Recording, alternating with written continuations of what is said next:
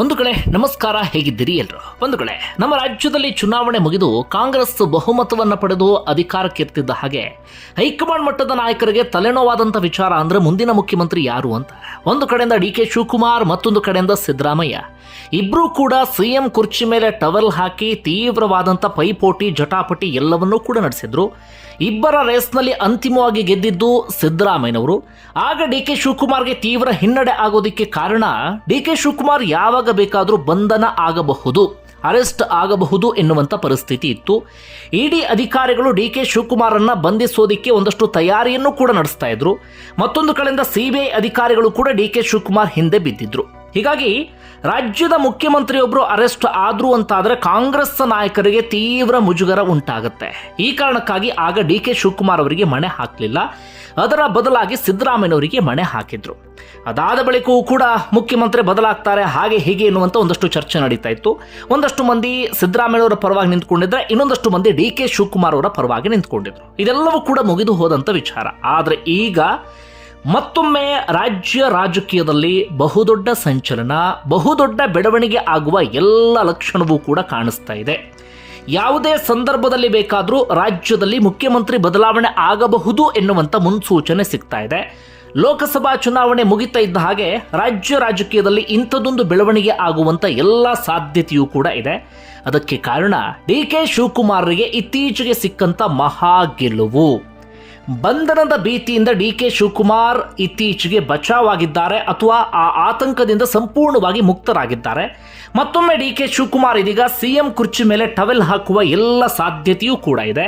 ಅಷ್ಟು ಮಾತ್ರ ಅಲ್ಲ, ಡಿ.ಕೆ. ಶಿವಕುಮಾರ್ ಅವರಿಗೆ ಇನ್ನೊಂದು ಪ್ಲಸ್ ಆದಂಥ ವಿಚಾರ ಅಂದರೆ, ಇನ್ನೇನು ಬಿದ್ದೇ ಹೋಯ್ತು ಎನ್ನುವ ಪರಿಸ್ಥಿತಿಗೆ ಬಂದಿದ್ದಂಥ ಹಿಮಾಚಲ ಪ್ರದೇಶದ ಸರ್ಕಾರವನ್ನು ಕೂಡ ಬಚಾವು ಮಾಡಿದ್ದಾರೆ. ಹೀಗಾಗಿ ಡಿ.ಕೆ. ಶಿವಕುಮಾರ್ ಈ ಬಾರಿ ಮುಖ್ಯಮಂತ್ರಿ ಸ್ಥಾನಕ್ಕೋಸ್ಕರ ಮತ್ತೊಮ್ಮೆ ಬೇಡಿಕೆ ಸಲ್ಲಿಸೋದ್ರಲ್ಲಿ ಯಾವುದೇ ಅನುಮಾನ ಇಲ್ಲ. ಹಾಗಾದರೆ ಏನೆಲ್ಲ ಬೆಳವಣಿಗೆ ಆಗ್ತಿದೆ ಅದನ್ನು ಗಮನಿಸ್ತಾ ಹೋಗೋಣ. ಒಂದು ವೇಳೆ ಡಿ.ಕೆ. ಶಿವಕುಮಾರ್ ಹಿಂದೆ 3 ತನಿಖಾ ಸಂಸ್ಥೆಗಳು ಬಿದ್ದಿದ್ವು. ಅದಕ್ಕೆ ಪ್ರಮುಖವಾದಂಥ ಕಾರಣ ಅಂದರೆ, ದೆಹಲಿಯ ನಿವಾಸದಲ್ಲಿ 8.59 ಕೋಟಿಯಷ್ಟು ನಗದು ಸಿಕ್ಕಿತ್ತು. ಅಷ್ಟು ಮಾತ್ರ ಅಲ್ಲ, ಡಿ.ಕೆ. ಶಿವಕುಮಾರ್ ಅವರ ಆಸ್ತಿ ವಿವರ ನಿಮ್ಮೆಲ್ಲರಿಗೂ ಕೂಡ ಗೊತ್ತೇ ಇದೆ. 2004ರಲ್ಲಿ 7 ಕೋಟಿ ಇದ್ದಿದ್ದು 2023ಕ್ಕೆ ಬರುವಾಗ 1413 ಕೋಟಿಗೆ ಜಂಪ್ ಆಗಿದೆ.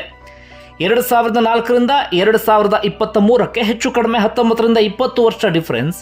ಆ 20 ವರ್ಷದ ವ್ಯತ್ಯಾಸದಲ್ಲಿ ಈ ಆಸ್ತಿ ಹೆಚ್ಚಾಗಿದ್ದು ಮಾತ್ರ ಲೆಕ್ಕ ಹಾಕೋದಿಕ್ಕೆ ಸಾಧ್ಯ ಇಲ್ಲ.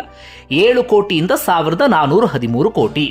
ಈ ಹೆಚ್ಚಾದಂಥ ಆಸ್ತಿ, ದೆಹಲಿಯ ನಿವಾಸದಲ್ಲಿ ಸಿಕ್ಕಂಥ ನಗದು, ಇದೆಲ್ಲವೂ ಕೂಡ ಡಿ.ಕೆ. ಶಿವಕುಮಾರ್ ಅವರಿಗೆ ಕಂಟಕ ಆಗಿತ್ತು.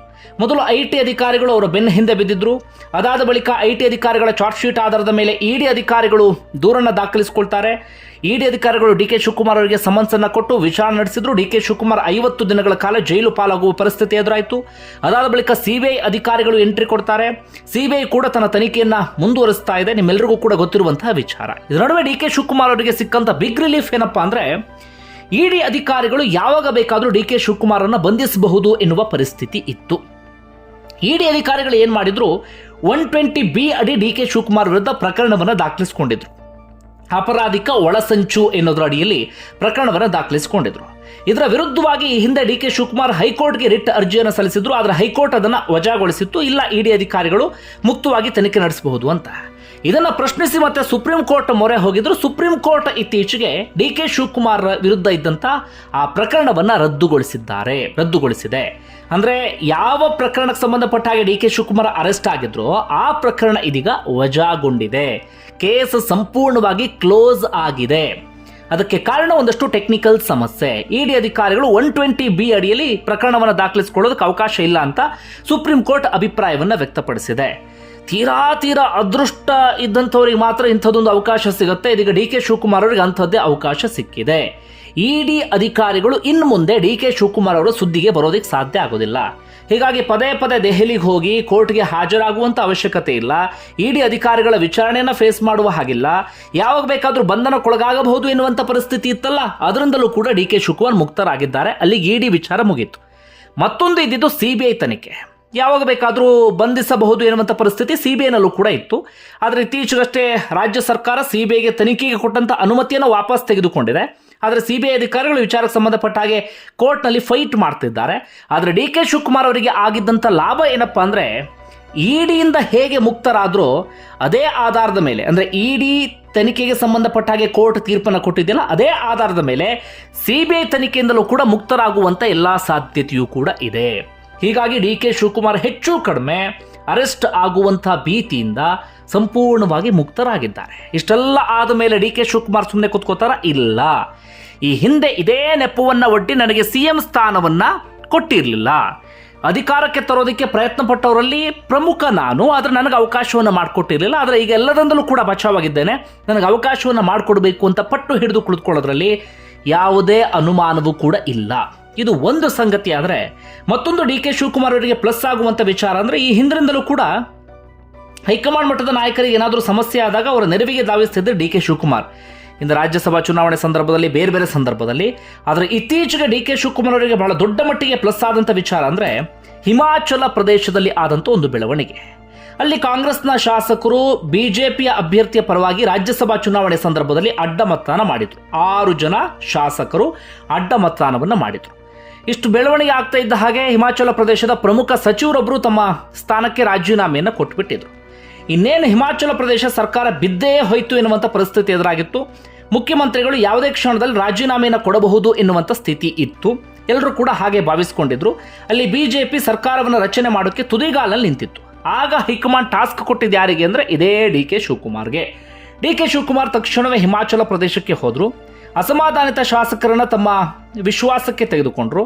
ರಾಜೀನಾಮೆ ಕೊಟ್ಟಂಥ ಸಚಿವರನ್ನು ಕೂಡ ತಮ್ಮ ವಿಶ್ವಾಸಕ್ಕೆ ತೆಗೆದುಕೊಂಡ್ರು. ಅವರೆಲ್ಲರನ್ನೂ ಕೂಡ ಕೂರಿಸಿ ಮಾತನಾಡಿಸಿ ಬಿದ್ದು ಹೋಗ್ತಿದ್ದಂಥ ಸರ್ಕಾರವನ್ನು ಉಳಿಸುವ ಕೆಲಸವನ್ನು ಮಾಡಿದರು. ಹಿಮಾಚಲ ಪ್ರದೇಶ ಕಾಂಗ್ರೆಸ್ ಸರ್ಕಾರ ಯಾಕೆ ಕಾಂಗ್ರೆಸ್ಗೆ ಅಷ್ಟೊಂದು ಮುಖ್ಯ ಅಂದರೆ, ನಾರ್ತ್ ಭಾಗದಲ್ಲಿ ಇರುವಂತಹ ಒಂದೇ ಒಂದು ರಾಜ್ಯ, ಅಂದರೆ ಕಾಂಗ್ರೆಸ್ ಅಧಿಕಾರದಲ್ಲಿರೋದು ಒಂದೇ ಒಂದು ರಾಜ್ಯದಲ್ಲಿ ಪೂರ್ಣ ಪ್ರಮಾಣದಲ್ಲಿ, ಅದು ಹಿಮಾಚಲ ಪ್ರದೇಶದಲ್ಲಿ.